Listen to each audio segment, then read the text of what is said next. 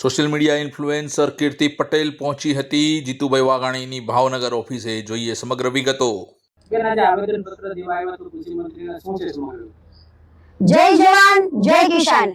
આજ રોજ અમે ભાવનગરની અંદર જીતુભાઈ વાઘાણીની કાર્યાલય આવ્યા છીએ. કૃષિ મંત્રીના ખેડૂતોને એકદમ યોગ્ય ન્યાય મળે ને એના માટે અલ્ટિમેટમ આપવા આવ્યા છીએ કે 15 દિવસની અંદર ખેડૂતોને યોગ્ય ન્યાય મળે અને યોગ્ય વળતર મળે એના માટે જે બીજા બધા રાજકારણ કરે છે, જે બીજા બધા પક્ષોના અને પોતાના રોટલા શેકીને જતા રહે છે અને ખેડૂતોને ખોટા આંદોલન કરીને માર ખવડાવે છે અને ખોટી રીતના ભેગા કરે છે.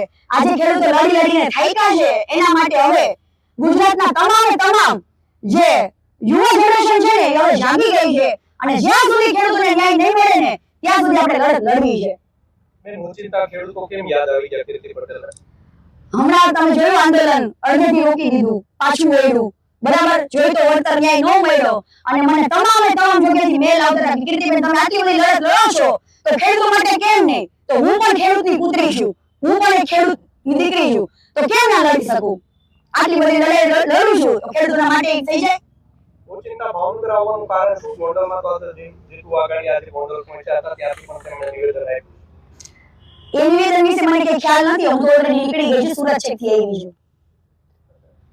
જો માંગ સ્વીકારવામાં નહીં આવે તો અમે લોકો કઈ કરતો છીએ, અંદર લખીને આપ્યું છે, અલ્ટિમેટમ આપ્યું છે કે જો યોગ્ય ન્યાય નહીં મળે તો અમે તમામ સોશિયલ મીડિયાના જેટલા બી સ્ટાર છે, જેટલા બી ખેડૂત પુત્ર છે, યુવાનો છે, એને બધાને લઈને અમે પાછળ રજૂઆત કરશું. અને જીતુભાઈ પોતે ખેડૂત પુત્ર છે. અમને પૂરેપૂરો ભરોસો છે, ગર્વ છે કે એક પટેલના દીકરાને જે ખેડૂત પુત્ર છે તો પરસેવાની મહેનત ખબર જ નહીં. ખેડૂતને જે મહેનતની કમાઈ શું છે, પરસેવાની કિંમત શું છે એ તો યોગ્ય રીતે જાણતા હશે. તો એમને તો ખ્યાલ હોય કે ખેડૂતને ન્યાય મળવો જોઈએ કે ના મળવો જોઈએ. તો અમે લોકો અત્યારે પૂરો વિશ્વાસ સાથે આવ્યા છે જીતુભાઈ પાસે કે યોગ્ય ન્યાય ખેડૂતને અપાવશે અને જો નહીં અપાવે તો અમે એમના પગ પકડી રાખશું જ્યાં સુધી ન્યાય નહીં અપાવે ત્યાં સુધી. અમને એક જ આશા છે કે ખેડૂતોનું ભલું હવે આ સિચ્યુએશનમાં કૃષિ મંત્રી એટલે જીતુભાઈ વાઘાણી સિવાય ખેડૂતોનું ભલું થવાનું નથી.